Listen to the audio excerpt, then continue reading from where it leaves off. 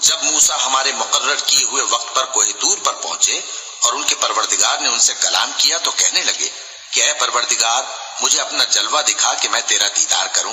فرمایا کہ تم مجھے ہرگز نہ دیکھ سکو گے، ہاں پہاڑ کی طرف دیکھتے رہو، اگر یہ اپنی جگہ پر قائم رہا تو تم مجھ کو دیکھ سکو گے۔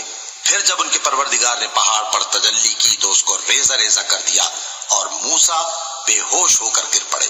پھر جب ہوش میں آئے تو کہنے لگے کہ تیری ذات پاک ہے اور میں تیرے حضور میں توبہ کرتا ہوں اور جو ایمان لانے والے ہیں ان میں سب سے اول ہوں۔ فرمایا اے موسیٰ میں نے تم کو اپنے پیغام اور اپنے کلام سے نواز کر لوگوں سے ممتاز کیا ہے، تو جو میں نے تم کو عطا کیا ہے اسے تھامے رکھو اور میرا شکر بجا لاؤ۔ اور ہم نے تورات کی تختیوں میں ان کے لیے ہر قسم کی نصیحت اور ہر چیز کی تفصیل لکھ دی۔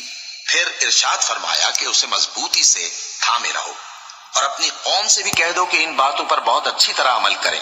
میں عنقریب تم کو نافرمان لوگوں کا گھر دکھاؤں گا۔ جو لوگ زمین میں ناحق تکبر کرتے ہیں ان کو اپنی آیتوں سے پھیر دوں گا۔ اگر یہ سب نشانیاں بھی دیکھ لیں تب بھی ان پر ایمان نہ لائیں، اور اگر بھلائی کا رستہ دیکھیں تو اسے اپنا رستہ نہ بنائیں، اور اگر برائی کی راہ دیکھیں تو اسے رستہ بنا لیں۔ یہ اس لیے کہ انہوں نے ہماری آیات کو جھٹلایا اور ان سے غفلت کرتے رہے، اور جن لوگوں نے ہماری آیتوں اور آخرت کی پیشی کو جھٹلایا ان کے اعمال ضائع ہو جائیں گے۔ یہ جیسے عمل کرتے ہیں ویسا ہی ان کو بدلہ ملے گا۔ اور موسیٰ کے بعد ان کی قوم نے اپنے زیور سے ایک بچڑا بنا لیا، وہ ایک جسم تھا جس میں سے بیل کی آواز نکلتی تھی۔ ان لوگوں نے یہ نہ دیکھا کہ وہ نہ ان سے بات کر سکتا ہے اور نہ ان کو رستہ دکھا سکتا ہے، اس کو انہوں نے معبود بنا لیا اور اپنے حق میں ظلم کیا۔ اور جب وہ نادم ہوئے اور دیکھا کہ گمراہ ہو گئے ہیں تو کہنے لگے کہ اگر ہمارا پروردگار ہم پر رحم نہیں کرے گا اور ہم کو معاف نہیں فرمائے گا تو ہم برباد ہو جائیں گے۔ اور جب موسیٰ اپنی قوم میں نہایت غصے اور افسوس کی حالت میں واپس آئے تو کہنے لگے کہ تم نے میرے بعد بہت ہی برا کام کیا، کیا تم نے اپنے پروردگار کا حکم جلد چاہا؟ یہ کہا اور شدت غضب سے تورات کی تختیاں ڈال دی اور اپنے بھائی کا سر پکڑ کر اپنی طرف کھینچنے لگے۔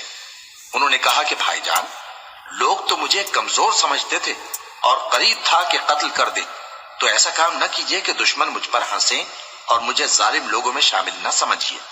انہوں نے دعا کی کہ اے میرے پروردگار مجھے اور میرے بھائی کو معاف کر دے اور ہمیں اپنی رحمت میں داخل کر، تو سب سے بڑھ کر رحم کرنے والا ہے۔ جن لوگوں نے بچڑے کو معبود بنا لیا تھا ان پر ان کے پروردگار کا غضب واقع ہوگا اور دنیا کی زندگی میں ذلت نصیب ہوگی، اور ہم افترا پردازوں کو ایسا ہی بدلہ دیا کرتے ہیں۔